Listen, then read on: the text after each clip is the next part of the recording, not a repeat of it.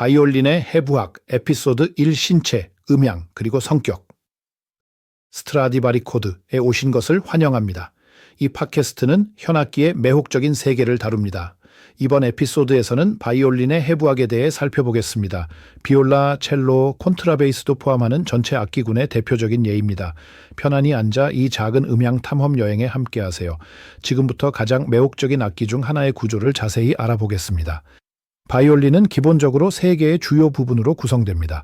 본체, 목과 지판, 그리고 활. 마지막 부분은 별도의 에피소드에서 자세히 다룰 예정입니다. 오늘은 중심 요소인 본체, 즉 바이올린의 음향체에 대해 시작하겠습니다. 이것은 공명 가능한 속이 빈 몸체이며 여러 구성 요소로 이루어져 있습니다. 또 다른 중요한 부품은 이른바 베이스빅, 바이올린 내부의 원뿔 모양으로 형성된 목재 조각입니다. 이것은 상판 내부, 즉 한쪽 구멍 옆 베이스 쪽에 붙여집니다. 베이스빅은 현의 장력을 견디는 역할을 하며 특히 G와 D줄에서 생성되는 낮은 주파수에 영향을 미칩니다. 일부 제작자는 강도를 높이기 위해 약간의 압력을 가해 접합하기도 합니다. 과거에는 예를 들어 작센 지역에서는 상판을 깎는 동안 베이스빅을 그냥 두기도 했는데 이는 효과적이지 않았으며 이후에는 교체해야 하는 경우가 많았습니다. 악기 본체 내부에는 이른바 음목 스팀 스톡이 위치해 있는데 이는 작은 원형 목조 막대기로 종종 악기의 영혼 셀레이라고도 불립니다. 이 음목은 천장에서 바닥으로 진동을 전달하며 음질에 결정적인 역할을 합니다. 음목은 천장과 바닥의 곡선에 딱 맞게 잘라져 있어야 하며 이를 위해 특수 도구를 사용하여 F홀 중 하나를 통해 넣습니다. 작은 위치 변화도 소리, 응답성, 현의 균형에 영향을 미칩니다. 음목을 넣는 작업은 하나의 예술이며 섬세한 귀와 많은 경험이 필요합니다. F홀, 즉 천장에 있는 두 개의 곡선형 구멍은 소리의 출구 역할을 하지만 이는 단순한 기능적 요소 이상입니다. 이들의 디자인은 바이올린의 모델에 대해 많은 것을 드러내며 제작자의 스타일과 손길에 대한 단서도 제공합니다. 아마티 마기니 과르네리 또는 스트라디바리 모델 각각 고유한 특성을 지니고 있습니다. 숙련된 눈은 이러한 구멍의 절단만으로도 종종 바이올린의 제작 시기와 학교를 추측할 수 있습니다. 모서리, 인레이, 곡선, 나선형 모양 및 기타 세부 사항과 함께 이들은 조화를 이루는 전체적인 이미지를 만들어냅니다. 이러한 조형적 조화는 전문가에게 악기가 뛰어나게 제작되었는지 여부를 알려주는 신호입니다. 심지어 300년이 넘은 것도 말이죠. 줄기에서 바이올린 목으로 이어집니다. 일반적으로 단풍나무로 조각되며 바닥과 측면과 같은 목재로 만들어집니다. 목 위에는 지판이 있는데 주로 흑단으로 만들어지며 매우 단단하고 매끄럽고 검은 광택이 나는 목재로 손가락의 압력과 오늘날의 금속 또는 나일론 현을 견딥니다. 역사적으로 지판은 과일나무 목재로 만들어졌으며 일부는 일레이로 정교하게 장식되었습니다. 그러나 오늘날에는 흑단이 내구성 때문에 표준입니다. 현 자체는 현 받침대에서 다리와 지판을 지나 튜너에 이르기까지 이어집니다. 한때 현은 순수한 장으로 만들어졌지만 오늘날에는 합성 코어 또는 금속 현이 사용되며 종종 알루미늄이나 은으로 감싸져 있습니다. 너무 높은 장력을 발생시키는 순수 강선은 효과적이지 않으며 저가 또는 작은 악기에서만 드물게 사용됩니다.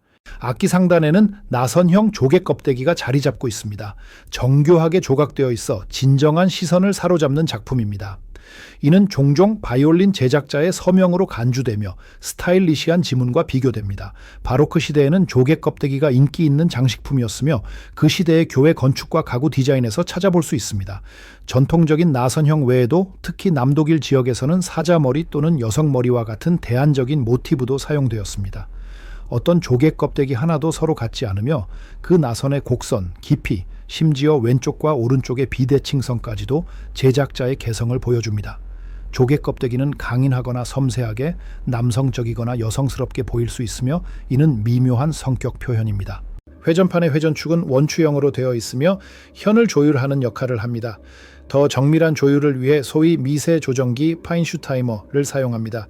미세 조정기는 보통 금속으로 만들어진 작은 나사로 현 고정 장치에 부착되어 있습니다.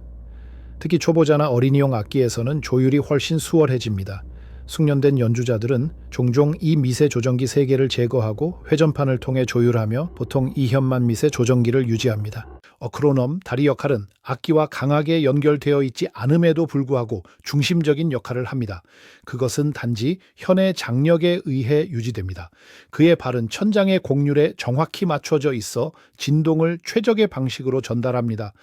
다리는 현의 소리를 몸통으로 전달하며 유연하면서도 정밀합니다. 잘 제작된 다리는 하나의 예술 작품이며 모양과 절단의 작은 변화만으로도 악기의 소리에 큰 영향을 줄 수 있습니다. 다리의 윗부분 곡선은 활로 각 현을 개별적으로 연주할 수 있게 하며 우연히 인접한 현을 건드리지 않도록 합니다. 바이올린의 네 줄 현 G, D, A, E는 완전 5도 조율되어 있습니다. 각각의 현은 재료, 두께, 장력을 통해 고유한 성격을 음향에 더합니다. 빈의 토마스티크이나 프랑크푸르트의 피라스트로와 같은 현 제조업체들은 각 악기의 최적의 음향 특성을 달성하기 위해 지속적으로 새로운 개발에 힘쓰고 있습니다. 이 현의 생산은 엄격히 비밀로 유지되는 비밀이며 이는 별개의 분야로서 언젠가 별도의 에피소드로 다룰 예정입니다. 자주 간과되지만 중요한 세부 사항에는 턱바디와 현바디가 포함됩니다. 턱바디는 바이올린을 잡기 쉽게 하며 하단 케이지의 특수 클램프 장치로 고정됩니다. 다양한 형태로 존재하며 서로 다른 턱 모양에 맞게 조정되고 유명한 독주자 이름으로 명명되는 경우가 많습니다.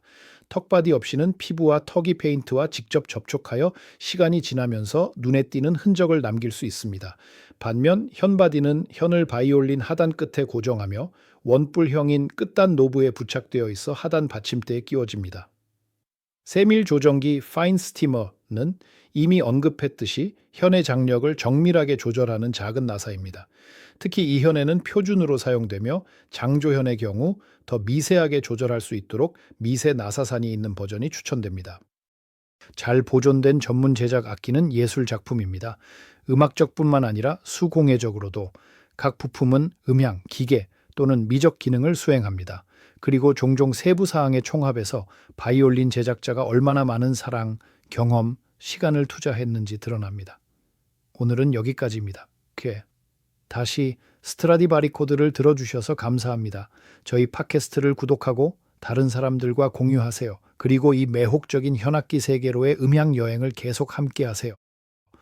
관심을 유지하세요. 다음에 또 만나요.